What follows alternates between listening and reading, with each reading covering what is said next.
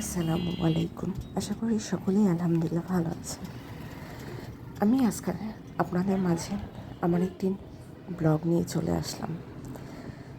আমাদের দুই বান্ধবী মনে চাইলেই আমরা দুজন মিলে কোথাও ঘুরতে বেরিয়ে পড়ি।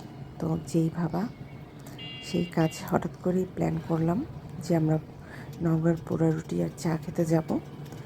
তো কথা বলে ঠিক করে নিলাম কে কোথায় থাকবে।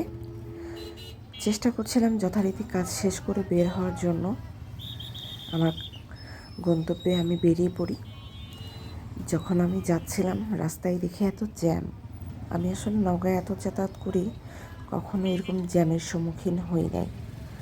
তো যে এই মুহূর্তে ভেবে নিলাম যে একটা ভিডিও করে ফেলি। আর যাচ্ছিলাম, পথিমধ্যে একটু যায় আবার থেমে যায়, এইরকম একটা অবস্থা।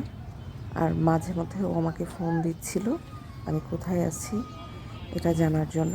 আমি মনে মনে ভাবছিলাম যে সব সময় ওর জন্য আমি অপেক্ষা করি, আজকেও আমার জন্য অপেক্ষা করুক।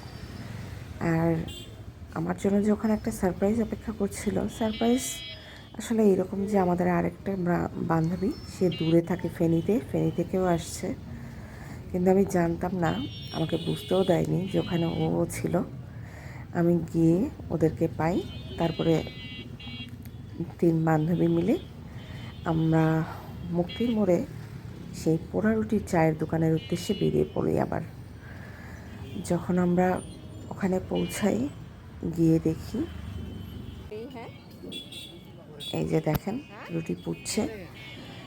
আর এই জায়গায় আমি অনেক চা খেয়েছি, পোড়া রুটি দিয়ে কখনো খাওয়া হয়নি, ফার্স্ট টাইম মালাই চা খেয়েছি। তো এদের এটা দেখে আসলে ভিডিও না করে পারলাম না। আর এখানে এত মানুষের সিরিয়াল, আর এই মাটির কাপেই চাগুলো সার্ভ করবে, অনেক ভালো লাগে। কেন যেন এই মাটির কাপগুলো দেখতেও ভালো লাগে। আমরা অর্ডার করে বসেছিলাম সিটের অপেক্ষায়, এখানে কোনো জায়গায় ফাঁকা নেই।